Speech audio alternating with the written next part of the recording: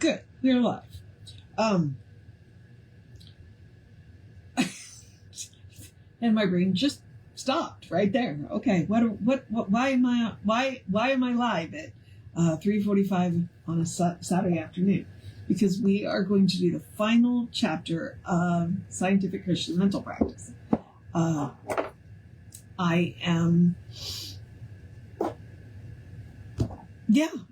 wasn't even supposed to be here, but the weather is a factor. So, yeah, right now I should be having dinner with my mother, and that didn't happen. So, and I get it, and I'm grateful, because it has pretty much rained all day, and right now, about an hour ago, it said it was 38 degrees with it feels like 30. It's now 38 degrees with feels like 33. And overnight, it's supposed to drop into the 20s. Yay!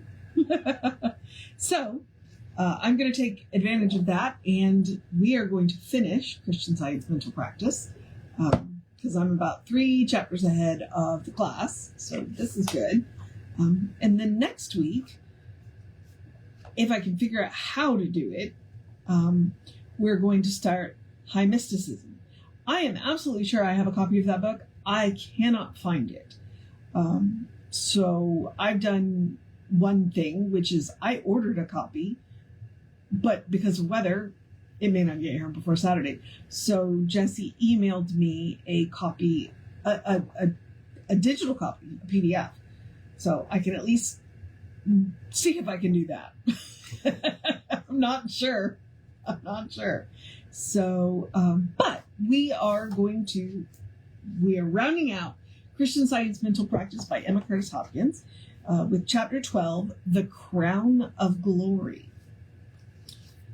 To the Romans, Paul wrote the 12th lesson of the science of Christ. Love worketh no ill to his neighbor. Therefore, love is the fulfilling of the law. Jesus Christ said at the Last Supper, Henceforth I call you not servants, but I have called you friends. For all things that I have heard of my Father I have made known to you. His life was his doctrine. Having it so regarded, he said, Greater love hath no person than this, that a person lay down their life for their friends. Given all his doctrine to his friends, he gave them his life. Seeing their heavy miseries, he descended into heavy miseries to show them how to ascend out of their miseries. A fireman goes into a burning building to bring out the people who are in danger, just as a good physician goes into a plague hospital to cure the patients. Jesus was so full to overflowing with love that the plagues and dangers of this world did not terrify him in the least. He was not hurt by a single one of the miseries he threw himself into. Love is stronger than death. He that hath love hath freedom from every ill. He that hath abundance of love, wherewithin God fills the universe, can save his friends from every ill. He that is an atmosphere wherever he walks. Love diffuses itself with all its powers.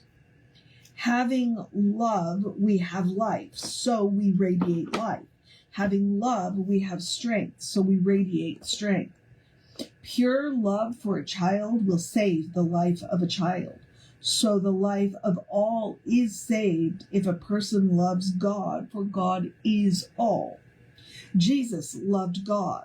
Thus he had all the life, all the love, all the truth, all of substance, all of intelligence, all of beauty, and all of health, all of inspiration.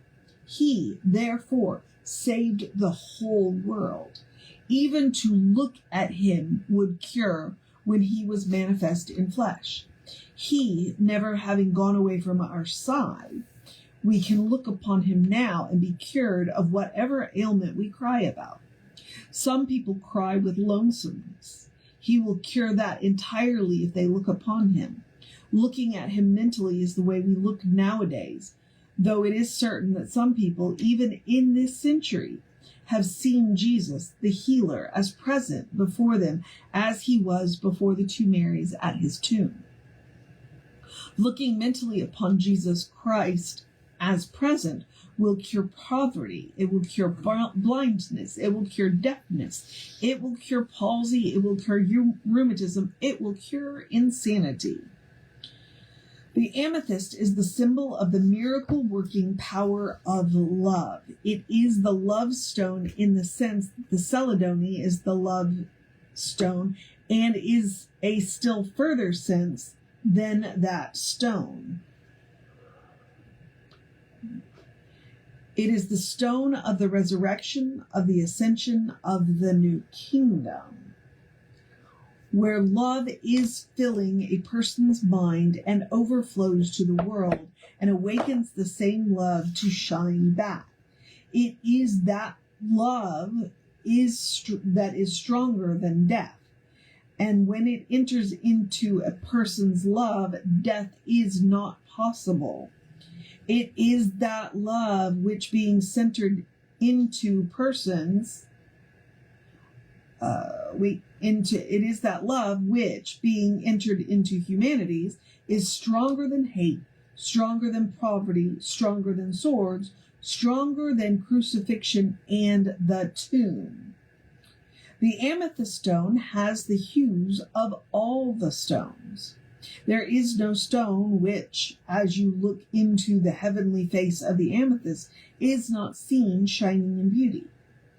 12 works of God as Holy Spirit are all manifest in the amethyst. John said the 12th power of the gospel showing forth in you would be like the amethyst stone. Whosoever gets into the state of overflowing, unquenchable love is manifesting Jesus Christ. They see no evil in anybody or anything. They see their good only. They receive no injuries at anybody's hands. They rejoice at everything that occurs. Everything has a light and a life and a joy and a renewal of pleasure in it for them, which nothing that happens to them can destroy. If things grieve you, then you have not touched the 12th sweetness of the science. If things hurt you, then you are not in love with the science. You are not alive with the ecstasy of the science. If you are afraid of anything, you do not know the 12th feeling of security. Love casteth out fear. Wait. If you are poor or in debt or old or discouraged, you have not touched the resurrection stone of love that is stronger than death. She does not give an inch, does she?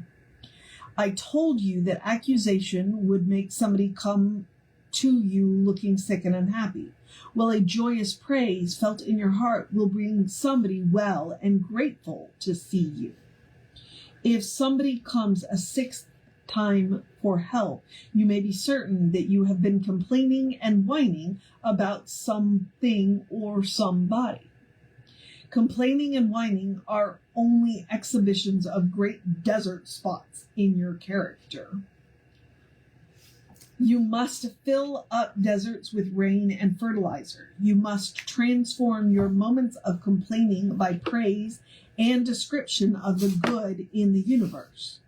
The desert has not had rain enough, so you have not charity and mercy enough if you feel like complaining. She does not give an inch. An inch! Woo. If things in your past have made you feel sad and hard, you must say the good they have done you makes you thankful. Give great thanks. Nehemiah told the people not to grieve or mourn at all. They must eat the fat and drink the sweet of their lives, just as if it had come to them. Jesus Christ taught that we must look upon our life just as it has come to us and beautify and inspire it with the red wine of gladness. Both Nehemiah 445 BC and Jesus Christ himself knew that you and I need not mourn if we do not choose to mourn. Jesus took the six stone water jugs and inspired the water to become wine. So you and I can take our conditions and inspire them with the 12th lesson of the science. Okay.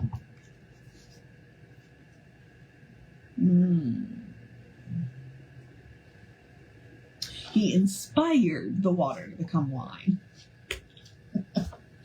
At the sound of the 12th lesson, on the sands of the Sahara, roses and corn and grapes will spring up. At the sound of the 12th lesson, on the desolation of your heart, happiness will spring up within you and radiate around you. The 12th stone is the amethyst, symbol of happiness. We may see that the 12 lessons of science are all intended to bring supreme happiness to the world. Carlyle says there is a higher condition than happiness. He calls it blessedness. But blessedness and true happiness are identical terms. Nothing is left for us to wish for when the 12 lessons of science have poured out their 12 lessons upon our life. It is gratification to know that if an accusation will bring a sick person, a thankful and praiseful word felt sincerely will bring a happy and healed case to our sight. It is a good thing to know that there are healing thoughts we can think which will fill our mind when it gets to complaining and whining. We need not deny if we feel low-spirited and dissatisfied. We need just describe the good of our lot. We have lost sight of our good for a moment. Describing our good will bring it out, or bring it to our sight again. Okay.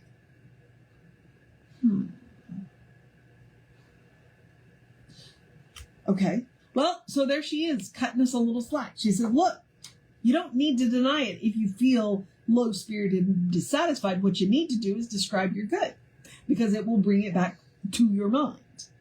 One thing, remember, you will feel less spiritual inspiration when you are mourning, whining, and complaining than when you praise and describe the good. But when you praise and describe the good, you will feel full of spiritual fervor. If a case appears the 6th time, you must praise them for every virtue, every power, every beauty you can think of. You need not deny the disease. You need not deny your complaining. You must just praise and describe the good in them. The denials you have been giving have made some good chinks in the cottage through which your sunlight can penetrate.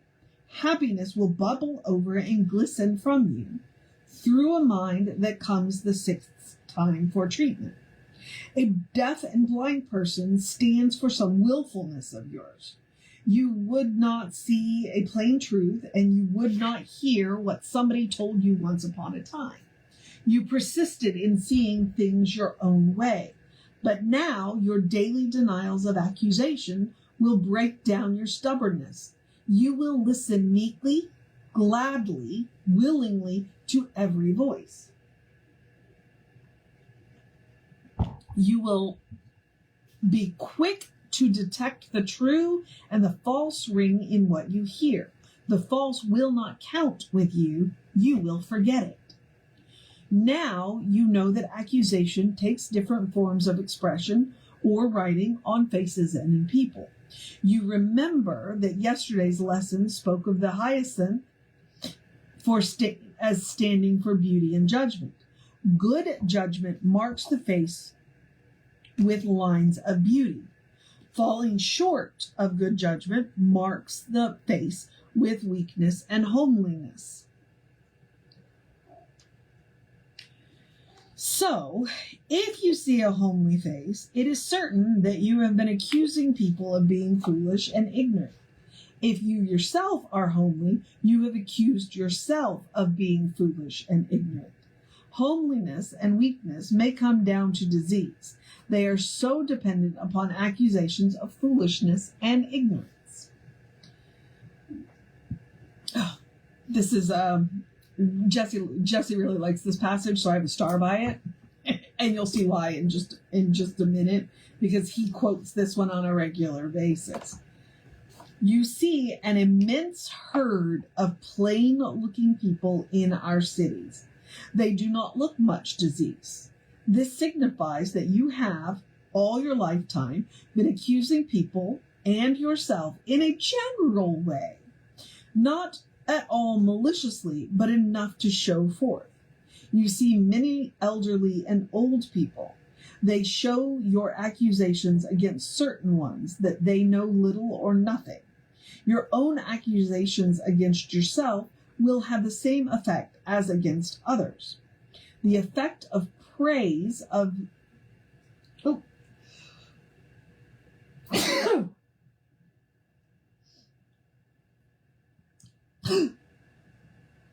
Okay, I got it. Sorry about that. Okay, hang on. Let's go back. The effect of praise of the spiritual intelligence is to bring beauty and good judgment to view everywhere.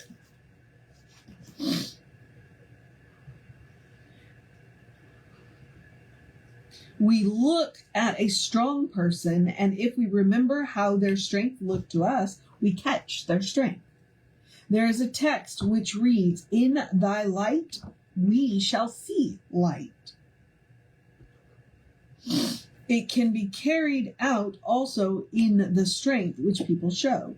It can be the same with beauty. In thy beauty we see beauty, which means that as we recognize beauty, we soon show forth the same beauty. There is a story of a child who kept a picture of a beautiful woman in her room and looked at it and talked to it so much that she became like the picture. A young woman found an ideal face of Jesus Christ and carried it around with her. She looked at it and loved it so much that her face began to resemble the face of Jesus Christ remarkably, even to the fine shining light which always transfigures it when we think of it. Ingratitude is a painter of hard lines on the face. Soon all the curves and smiles will change. We must have a grateful feeling towards everyone and everything. In the story of the first violin by Jesse Frothergill, the hero, who was supernaturally handsome, is pictured as always grateful for everything that anyone did.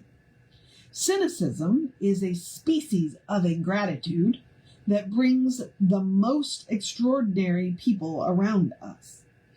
Give thanks to the universe, to your ancestors, to your neighbors, to yourself, to animals, to everything that you have dealings with. Its spirit is your good, loving provider. Sometimes you must stop giving thanks to the supreme God and name everything as giving you bounty, for God seems far off sometimes and not speaking and breathing through our world and every object in it. By stretching the mind forth to be grateful to our idea of God, we do well, but we do well to look at the God near at hand also. The divine intelligence marks the orbit of the distant Canis Major, and rounds the little moons of Mercury with the same tender care. Divine beauty paints the North Star and the violet with imperial tenderness. So you will be grateful to the person who steals your purse, as well as to the father who provides for your youth. Why? Because God is the life, the spirit, the intelligence of each alike, without difference of goodness from the hand of the Lord. If you have not seen this, it is true just the same. Did you ever see a calm, benign countenance? It shows how once you said calm, peaceful words and thought that way in harmony with your words. Look over your list of acquaintances, those you can call by name, and see what there is that is lovely in them. Then remember a while how that loveliness looked. Bring all the tithes into the storehouse, said the prophet to the Jews.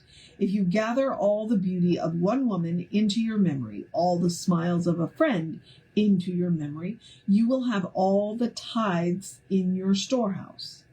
The prophet said that whosoever should do this, would spill over with blessings, for they would not have room enough to keep them to themselves. This constitutes happiness. Happiness is the stone of freedom.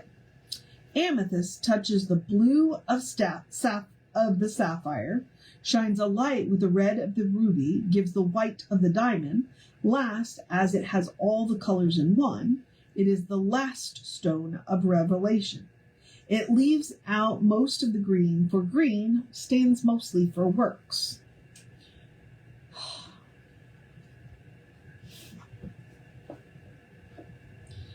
With the last polish of the lessons on your character, you see that there is nothing whatsoever to do.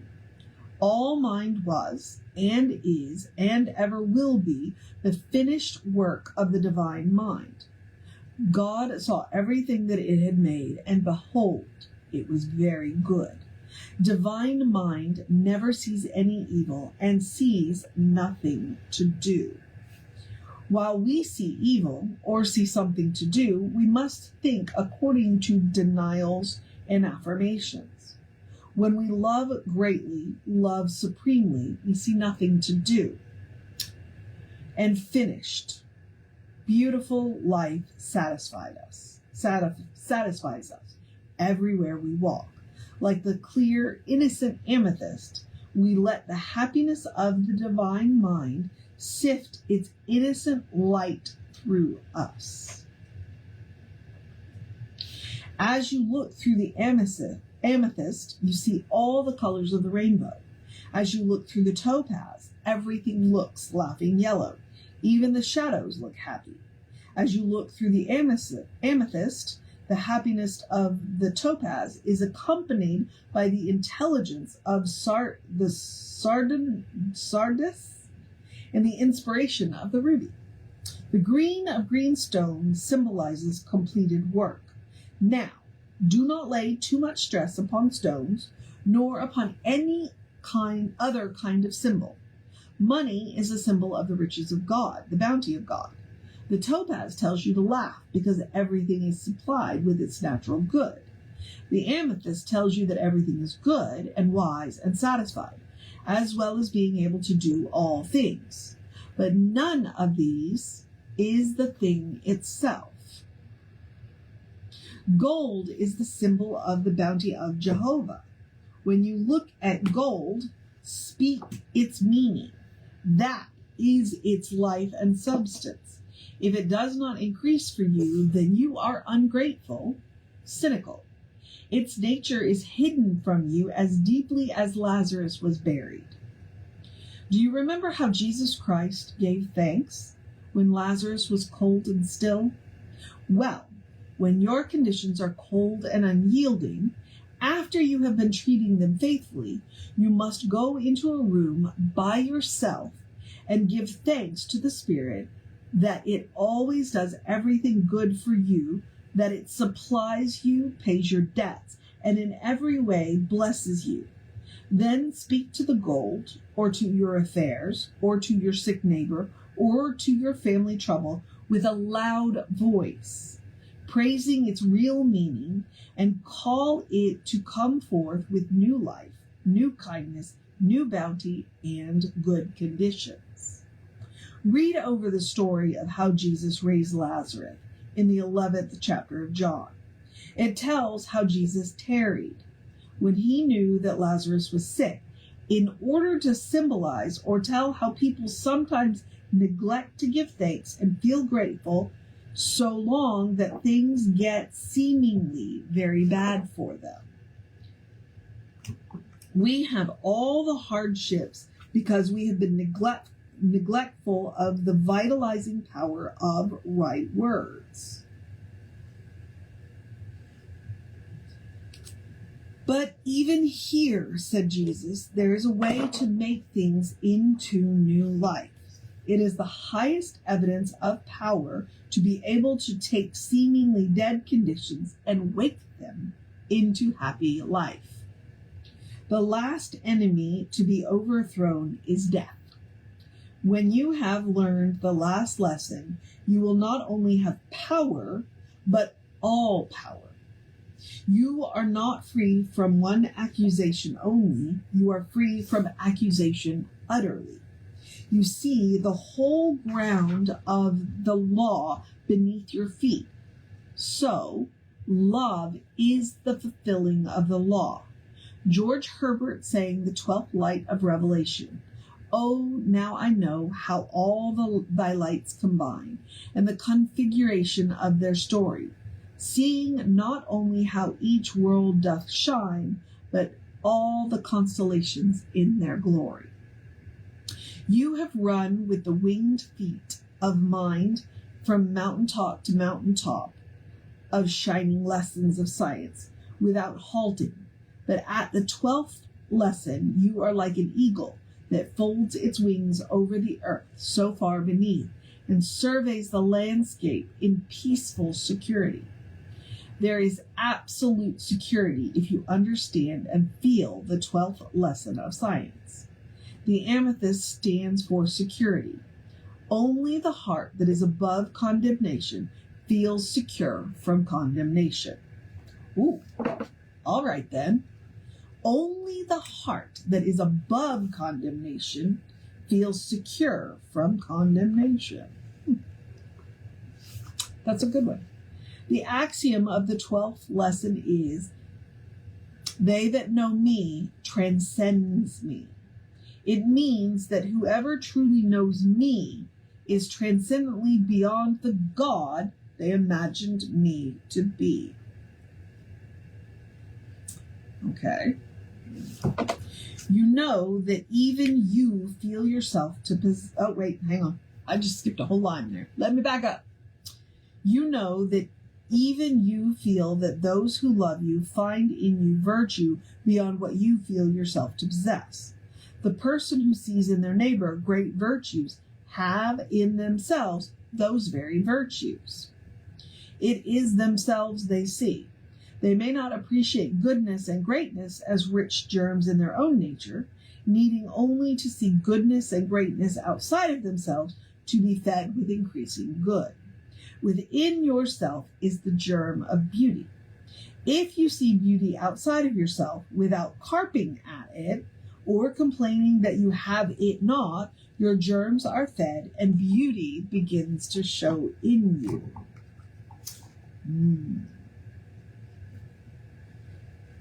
Okay. You have touched the 12th lesson of science.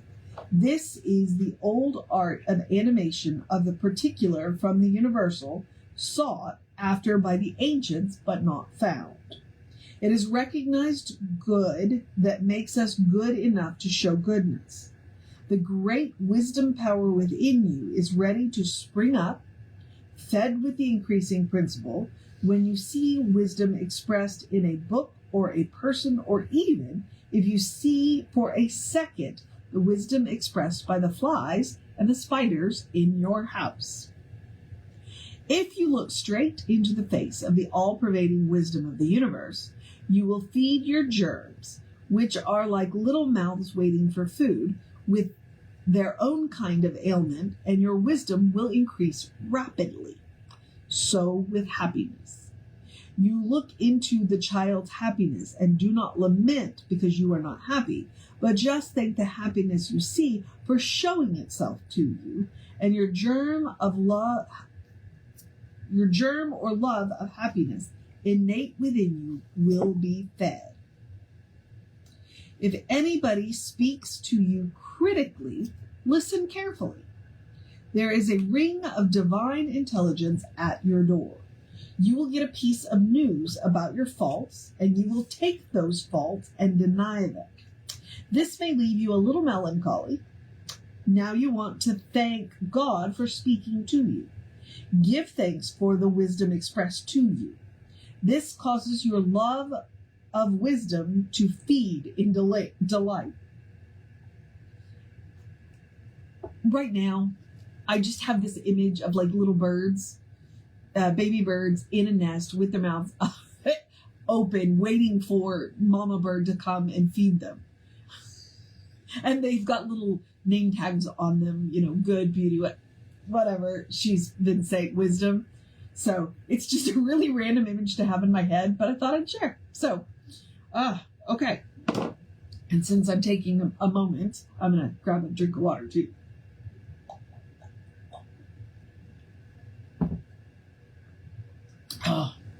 All right. Whew. When you see the adversity as the hand of God bestowing bounty, and give thanks to God and call to the bounty of God to come plainly to your sight, you have touched the lights of all 12 lessons at once. All right. It is not that God chose adversity through which to give you riches. No, it is that having neglected to give thanks and be grateful at the right time, you have covered your prosperity with a cold shell. But there is no death of prosperity. It is alive in your adversity, and by your dealings with this state of affairs, you can bring out your prosperity. It lies within adversity to bring your bounty, to feed your love of prosperity innate within you, like a hungry germ. It lies within criticism to feed your love of wisdom, innate within you, like a hungry germ. The love of strength, the love of health, the love of security, the love of skill, the love of harmony, all abide within you. When you see health or strength or prosperity, or see power of any kind, and do not whine or carp or complain that you do not have them, you are fed instantly, and soon will be all that you see. Also, you will see more. It is the beauty of health that if you see it, it increases to your sight. Have you ever noticed that if you see a lame person on the street, you soon see half a dozen lame people? Things increase by seeing them. It never rains when you let things come without ugly feelings, but it pours.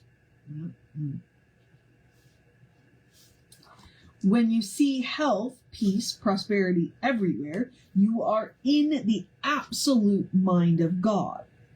If you practice every Saturday afternoon, praising your world, telling you are satisfied with it, describing it as the perfect creation of the divine mind, you will soon see more good than you have been accustomed to seeing. So, I believe there is a don't in the science, which has no denial with it, but only science, and that is don't complain. And I want you to know that's in all caps. Don't complain. All caps. The word of the Lord came to Haggai the prophet. The desire of all nations shall come, and I will fill this house with glory, saith the Lord of hosts. You can see that, like the rest of the prophets, He saw that a time would come when the doctrine preached by Jesus would be understood. You can see that if the skies, air, trees, people are all filled with the spirit of good, we shall increase our love of God by seeing this good. It is the opening of our eyes, ears, mouth to be filled with satisfaction. Sometimes it is wise to say that everything we see, hear, smell, taste, feel, and think delights us. We are satisfied utterly. This is breaking the barriers down. Our eyes have power to see much beyond what we use them for, and so it is with all our faculties. Okay. Ibsen wrote a play called The Master Builder, in which his motive is to prove that humanity is a limited being, or that a person is a limited being and must not aspire beyond their limits. This is quite the opposite to Jesus Christ's instruction. Behold, I have set before thee an open door, and no person can shut it. To them that overcometh will I grant to sit with me in my throne, I in you, that where I am, there ye may be also. The 12th lesson sets aside the doctrine of limitations. You can see for yourself that if a person sets their mind steadfastly to the premise that they are a limited being, that word limit will stop their career somewhere. You have seen that great people rise to heights of knowledge like Emerson and Ruskin and then drop suddenly to non-entity. Okay, I admit, I don't know who Ruskin is, but I know who Emerson is. So Emerson did not drop into non-entity. So I'm a little curious what you're talking about there. But okay. All the powers of intellect, which intellect is the simulation of spiritual intelligence, fly to sustain any premise put by mind. So the world intellect has flown to support the idea of limitation. But the spiritual nature of humanity has no doctrine of limitation, or Jesse would say, has no principle of limitation. Take your choice which nature to take your premise from. By the spiritual law, you have no bars put anywhere to your expansion. The love of harmony within you may be fed with harmony itself, till the great masters are left behind. The wisdom within you is the love of wisdom. Feed it by the sight of wisdom itself, and your wisdom will expand and multiply to the omniscience of God. If you are capable of eating some of God, are you not capable of eating all of God? All right. What? What? Jesus Christ said, God is within you, and I am within you. Then you are able to take in all of God.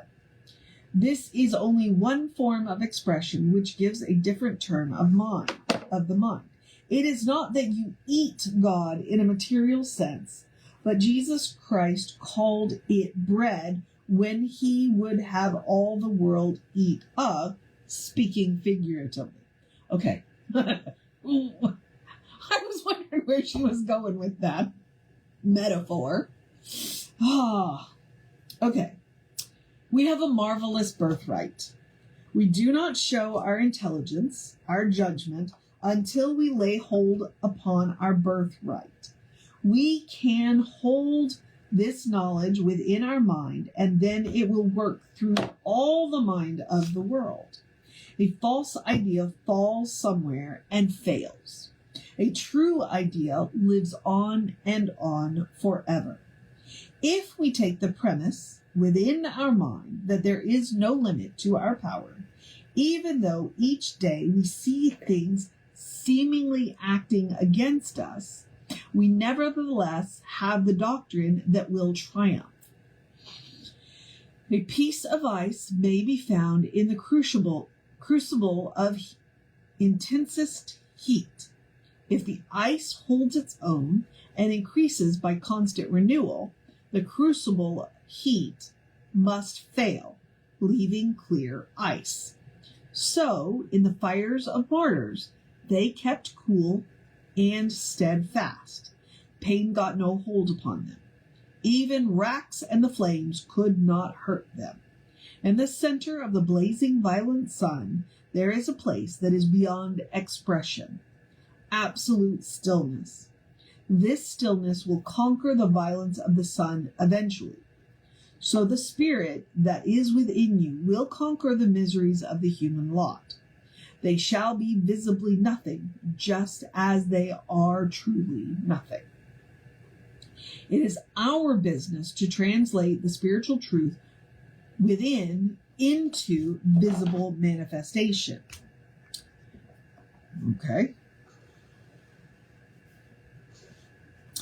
We do this first by thinking the absolute truth, then speaking it, then fixing it into everything around us. We must fix the idea that we have in our mind with the right word that expresses that idea. For instance, if you mean that a person is well, but you say that they are sick, you carry for the time being the meaning of the word sick, and your mental report of it does not work with the person to heal them as quickly as the words you speak to keep them sick. We are told by Solomon that the thoughts work, but Jesus gives us to understand that not only do our thoughts work, but words which have certain meanings will convey those meanings sooner than thoughts which dispute them. We must mean exactly what we say. By thy words thou art justified. A person said that this science was not true enough, but it would take 100 years for it to work out with humanity. So, every attempt that he made to do anything was slow. He mentally thought that spirit could act instantly, of course, but his mental reservation counted for nothing for the time being. The heart must agree with the lips. The heart must agree with the lips. Okay. Zoroaster said, taking the first step with good thought, the second step with good word, the third step with good deed, I enter paradise. Okay. Well, that sounded like a prescription. So let me read that again. Taking the first step with good thought, the second step with good word, the third step with good deed, I enter paradise. If the thought and the word agree, we cannot help but enact good deeds. The lessons of science lead you to absolute freedom from the results of the thoughts of the world and from the material actions of the world. People may gather all the gold into a lump and say you cannot have any, but by some way of the Spirit you will come out with more abundant riches than all the rest put together.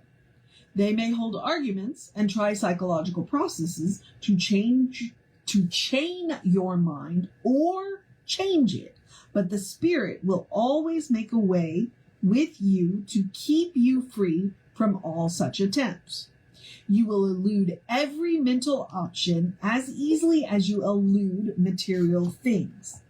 Jesus came through their belief that he was dead.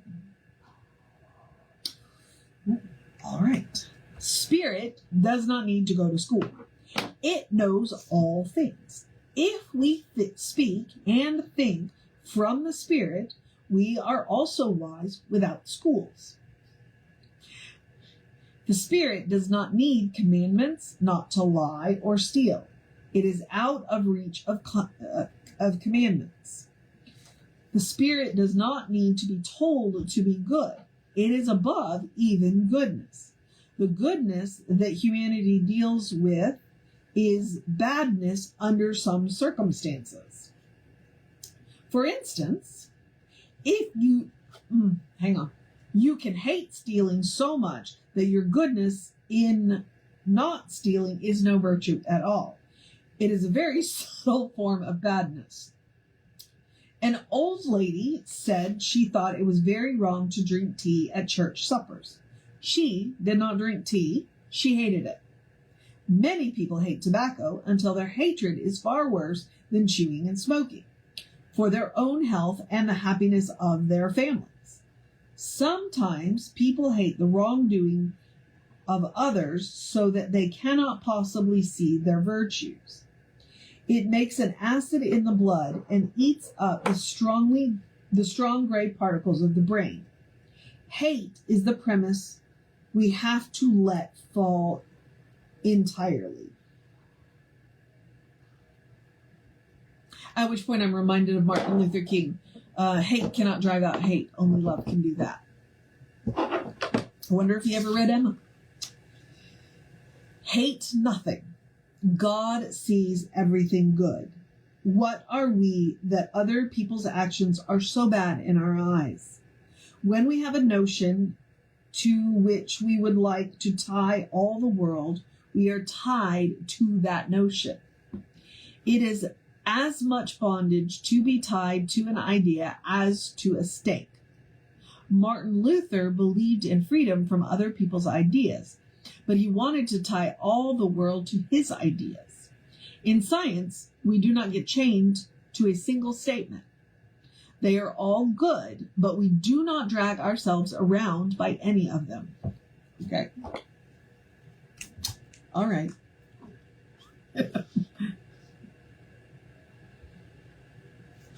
As you know, faith is good. Faith is the salvation of humanity. The idea that faith will save humanity is a good idea. But when Luther would not shake hands with Zwingli because he did not think faith would save a person, he needed an idea beyond the idea of faith. He needed love. He needed the idea of love as the greatest of all.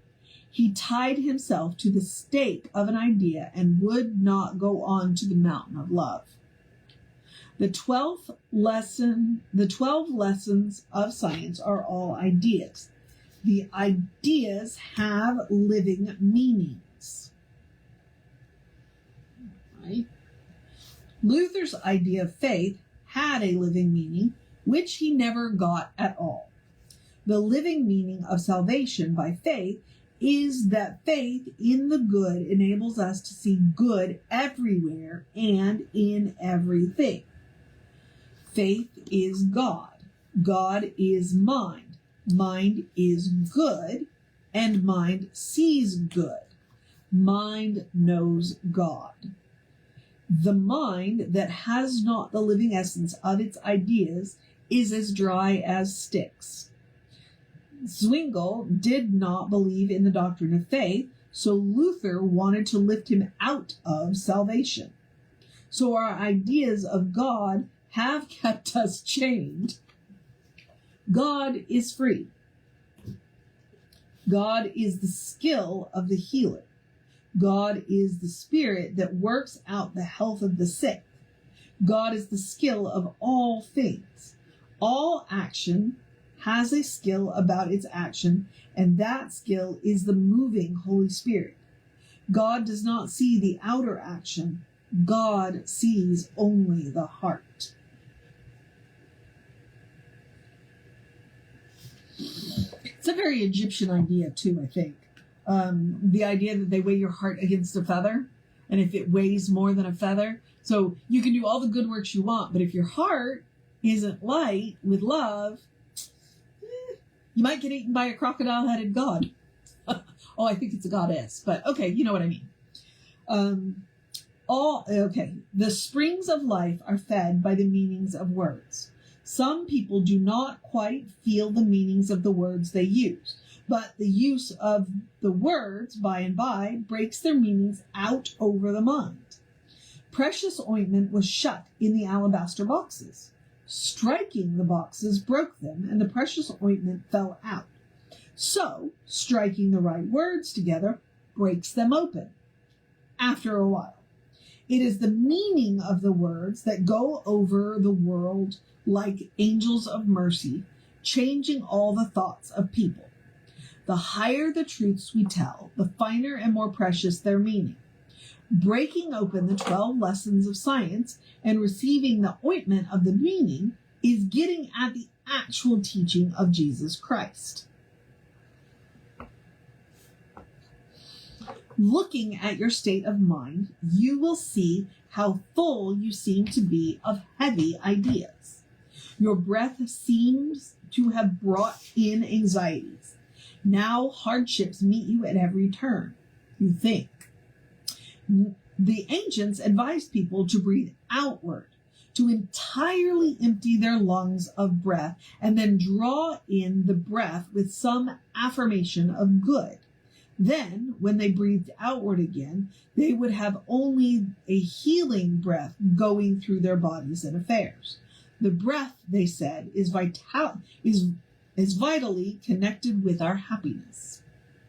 You will sometimes find yourself praising and blessing your affairs for your prosperity, their life in God. Wait, what? Hang on. I'm going to back up. No, I'm going to get a drink of water. Okay.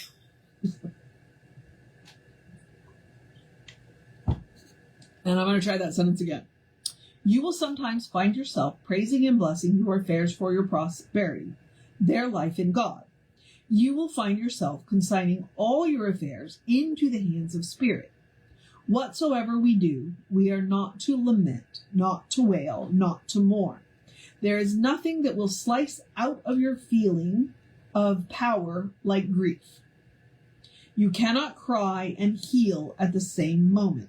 Shakespeare said, grief, that's beauty's canker, and judgment is beauty. People make the worst mistake of their lives when they are wailing.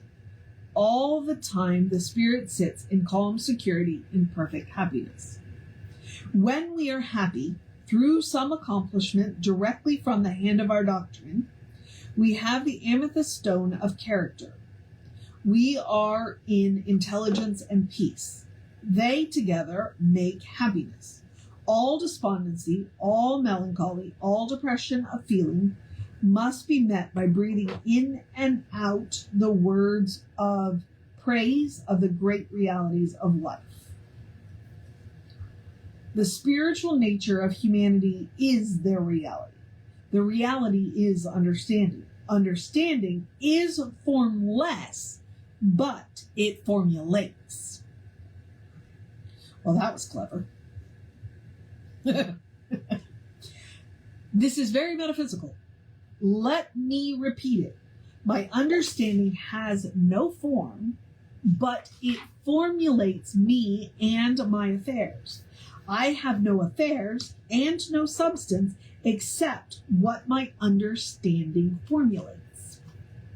Now, those affairs formulated by pure understanding are not visible to my fleshly eyes, which sees things imperfectly since they are limited. This sight in itself is a fine, piercing ray from my understanding. Let me give the right word, and that sight will extend to touch perfect objects. So with hearing. It is no good to limit my hearing by not giving my understanding its absolute sway with me. Understanding can radiate through us till our faculties touch things in an entirely different way than they do now.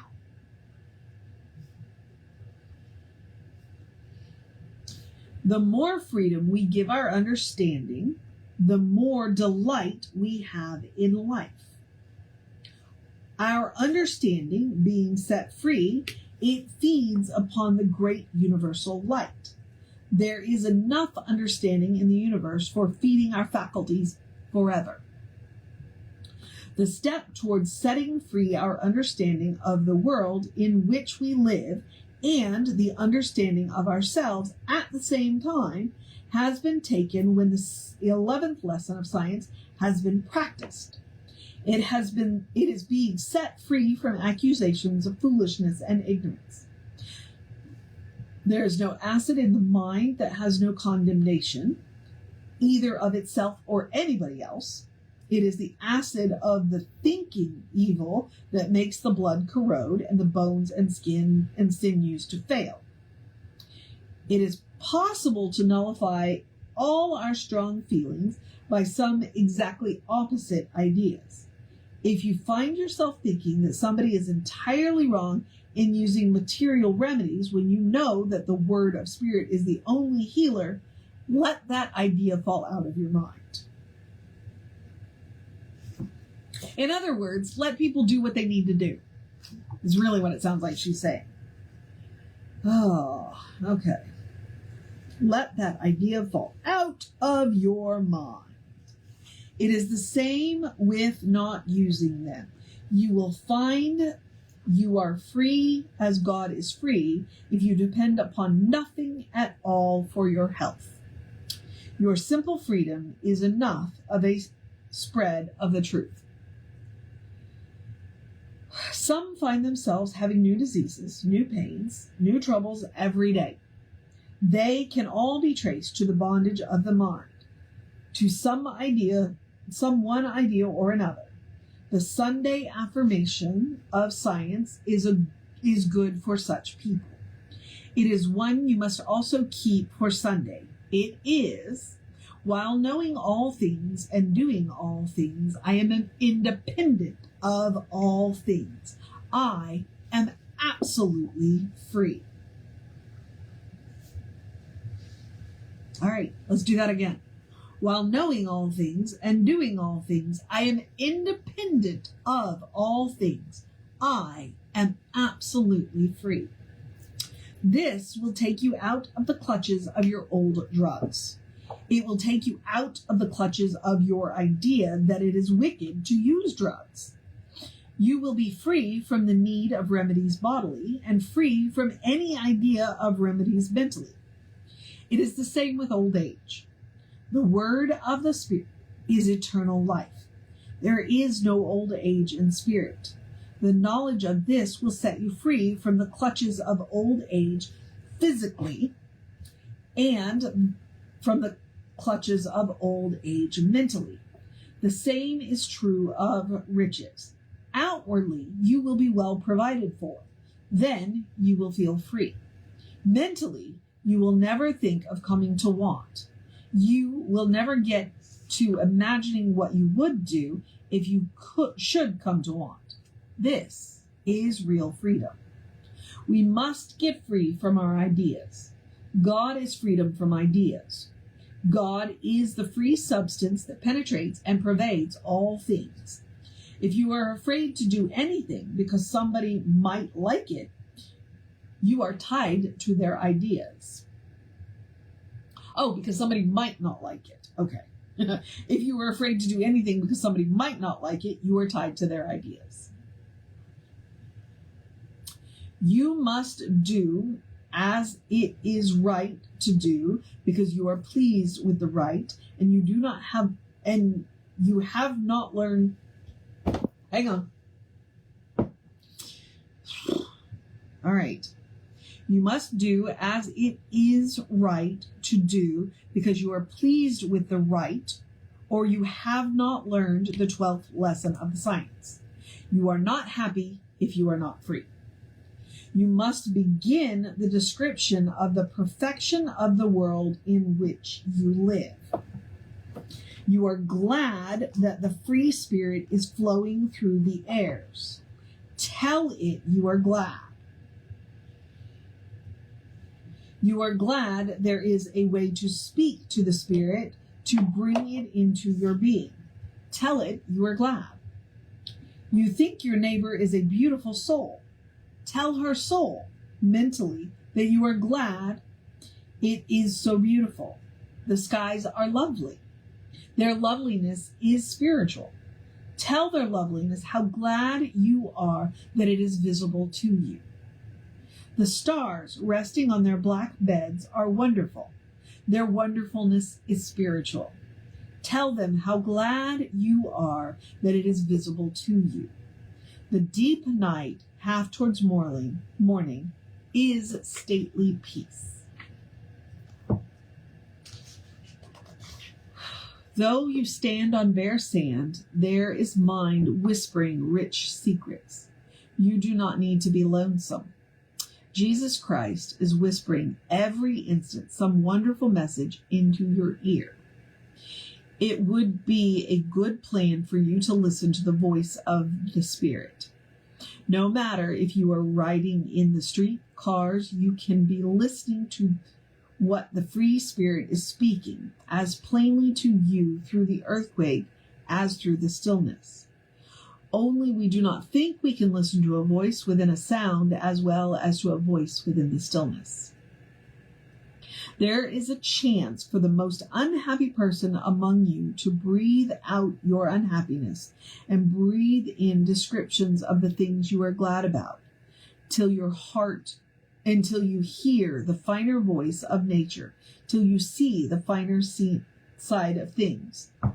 You get above the idea of your world. What? You get above the ideas of your world. You are free from them.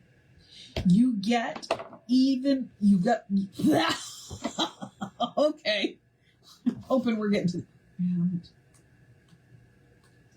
Okay. I'm going to take a minute here.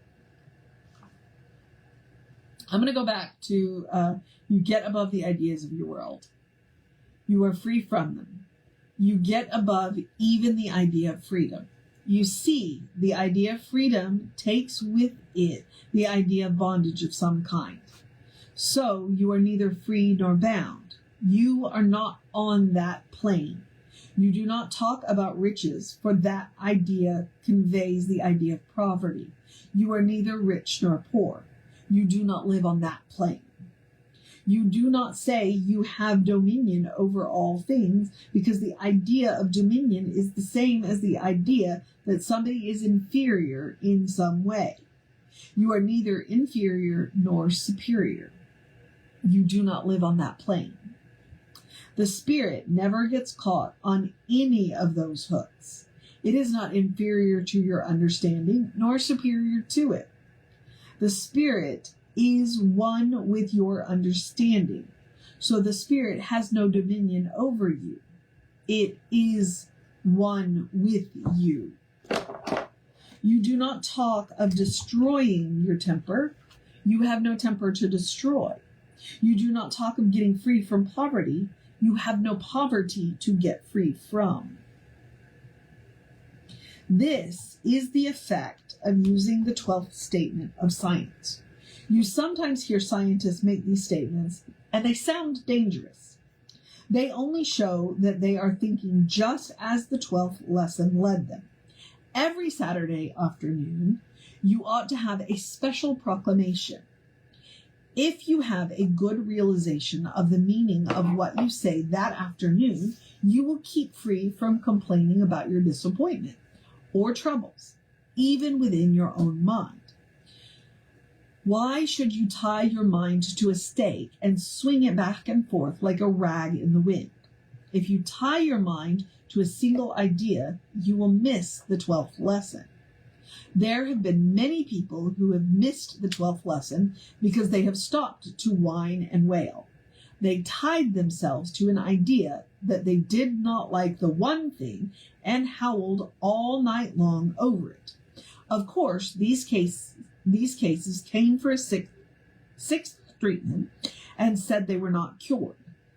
Of course, the same old affair faced them again for the 6th time. I'm going to take a pause here because I have something written in the margins. Talk about what we want, not what we have. Okay. So, You must not tie to an idea of anything being bad.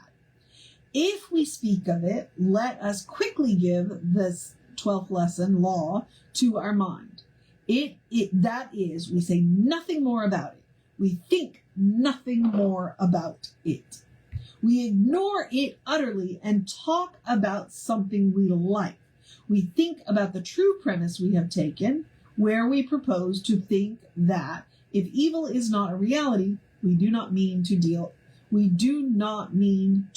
with it. So talk about what we want. Talk about the good, not about what we have. Huh. Okay.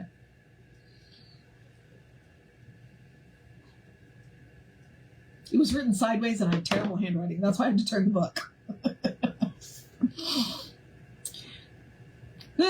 And maybe I shouldn't talk about my terrible handwriting. Emma would probably tell me I was complaining. Okay. Now, whatever proposition you have made up your mind to, can you not stick to it? Of all things, if it is true that there is a substance of delight called mind within ourselves, and we can make whatever thought we please by thinking that way, we shall be very silly indeed if we do not choose a noble thought about ourselves instead of an ignoble one. It is a noble thought to say, I am satisfied with the world in which I walk. All things please me. Near me is the presence of good, and afar off is the good. You are all creations of the living God, perfect, harmonious, satisfying.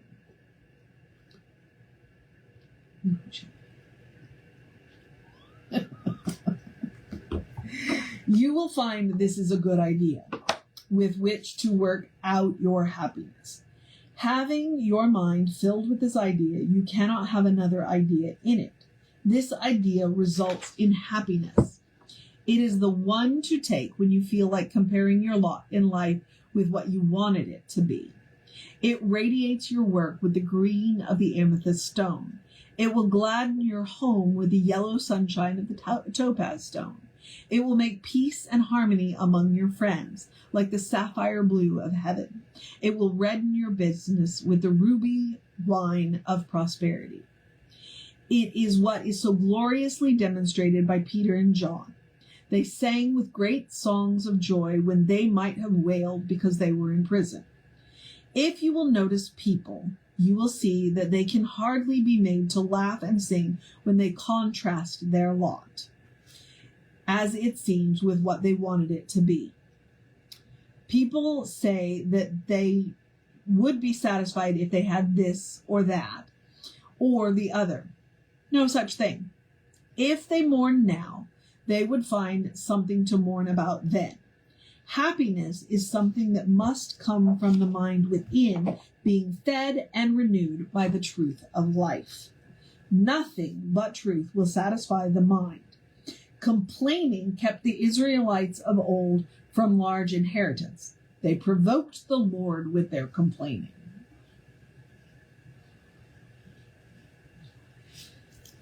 The pleasant, happy mind is a health giver without trying to be. It knows its value in the world. It does not heal without knowing what it is that heals. Jesus perceived when he was healing people who were behind him. It is intelligence. Nobody is so wise that a person who has refused the temptation to complain and has in their mind spoken the 12th lesson of science. The meeting of melancholy with this statement is the best mixture of for happiness that can be stirred up. If your case comes the 6th time, tell them that you rejoice that they are giving the free spirit unrestrained freedom through them. Knock at all 12 gates of their being through which they ought to be a shouting, healthy life. Say to the case that claims to be cured the same treatment as to the case that seems to hang on because you have felt hurt or grieved or have forgotten or neglected to give the right thoughts that would have made you an intelligent healer. This latter case should have the same treatment as the one that has been cured. It is the time for you to give thanks to God and call out loudly to the true state of affairs to come into your sight. The cured case is easily told mentally that you rejoice in their health as God. The case that you are finding fault with and so keep on the sick list, does not seem so easy, but if you have made it hard, you must soften it. I must truthfully say that the case which comes the sixth time for cure is the outshowing of your disposition. A good disposition through and through is a happy disposition, and a happy disposition will cure anything. A happy disposition mixed with scientific words makes a quick understanding of how to speak mentally to a sick or unhappy being and bring them instantly out into the right state. A good disposition mixed with these lessons of science will make a perfect memory. A good disposition mixed with thoughts of the truths of life put forth while you are alone each day will make you very good and quick at speaking and writing the science. If your disposition is bad or seems so to yourself or friends, the repetition of the 12th premise in science will make it good. Another thing, you will be able to quickly see if a person's disposition stands in the way of their health. A lady who had trained her disposition to be smiling and cheerful had been treating a patient who believed in sore eyes for a long time. One day, she spoke mentally, very impetuously. You, as spirit, have no bad temper. The next day, the patient came, all cured. That practitioner said she would sometimes be 6 weeks treating a case and not stir it. Then she would suddenly say mentally, "You never could, as a spiritual being, feel dissatisfied with your son." Or she would say, "You, as a spirit, can say that you, as spirit, cannot be unjust with anybody."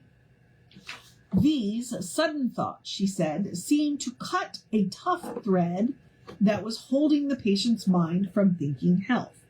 These little cuts at the string can hold a case in pain or sickness.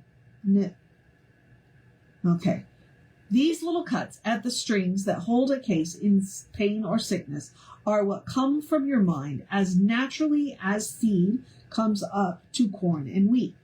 No teacher can tell what to say in particular to a case. They can only give the general treatment. The general treatment leads up to the particular one. There is a verse that has helped a great many people into good courage. It is this: "They who have led me this way, still on the way will show. They who have taught me this way, still more will make me know." It means that if God, in its infinite wisdom, kindness, and mercy, has put the science before us and led us into it, it will see that we go on to its end. It is as with David when he was taken from the sheepcote, from following after sheep, and put into the king's palace. God elected him and fitted him for this place. So, if you have been chosen to learn the science, chosen to practice it, God, the infinite mind, will give you strength and fitness to fulfill each task set before you. Sometimes you will seem to be in great trouble, but you will never go under. Calamity will never overtake you. Probably the most prominent practitioners have had the very hardest troubles to encounter, but they never go under. They are always lifted safely over. A ship on the ocean dips low and rides high. So you are built if you have these lessons in your mind. They have gone out like angels to prepare your way for you. They have taken deep and eternal hold on your mind and body. Jesus said, "Fear not, little flock, And so I say to you, be faithful to the lessons. Be faithful to this last lesson, which goes down into your deep nature and takes hold of your disposition to make it divine. If a case comes cured the 6th day, it is a sure signal that you have gained a victory over your disposition. You have won the amethyst stone. A very simple, trusting practitioner who has entirely given her life to the spiritual doctrine had an amethyst given her. She took it as a signal that she had been victorious over her disposition. She thought to herself, it is a sign that, when I wanted to complain, I promptly spoke the last treatment of science. She had a topaz given to her. She took it as a sign that she had put cheerful, buoyant words out into her affairs when they troubled her. The outward conditions are so dependent on my thoughts, she said, that I feel as if there were sermons in brooks and books in stones telling me how I am getting on. One teacher used to talk to herself first as a lowly newborn, perfect child of the Spirit, as she was when 1 year old, then 2 years old. She told the little thing what a miracle of God would be wrought for her some day. Then, when she came to the year of her age, according to the world's reckoning, she would pronounce the whole miracle already wrought. She felt that it was very important that she be every whit whole in her mind if she was to teach the science. No matter what that patient of yours would say to you personally, if you were to see them now, you may give them the 6th treatment, which is the last lesson of the science. You will be faithful in giving it to your world every Saturday afternoon, and you will treat every case, no matter how it seems, to this teaching, if it comes a 6th time. Follow me. I will speak to that one who used to believe in disease. You are a perfect creation of the living God, spiritual, harmonious, fearless, free. You reflect all the universe of good. From every direction, everywhere, comes words of truth, making you know that you are free, wise, and happy. You are satisfied with the world in which you live. You show forth to the world health, wisdom, peace. You show to me perfect health in every part of your being. You are fearless, free, strong, wise, and able to do everything that belongs to you to do each day. God works through you to will and to do that which ought to be done by you. You are a living demonstration of the power of truth to set free into health and strength for living service to the world. You acknowledge to the world that you are every whit whole. You acknowledge to yourself and to me that you are well and strong and alive through and through. God is your life, health, strength, and support forever. In the name of the Father, and the Son, and the Holy Ghost, I pronounce you well and strong. In the name of the maiden, the mother, and the crone, I pronounce you well and strong. As God saw the works of its hands good, so I see you good. All is good. Amen.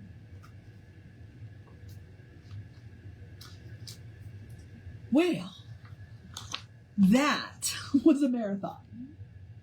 That is 12 weeks of Emma. And I am better for it. So, I commend to you Scientific Christian Mental Practice by Emma Curtis Hopkins. It has been a pleasure for me to read it to you and to read it for me. And may the lessons in truth pin themselves in your soul, deep in your soul, that they are ever available to you whenever you need them. And now I'm going to go get a good drink of water and rest my voice. And providing that there is power tomorrow, I will be back to continue with a new design for living. Blessings be upon you. It has been a journey, and I have enjoyed every minute of it. Thank you very much for coming along with me. Oh.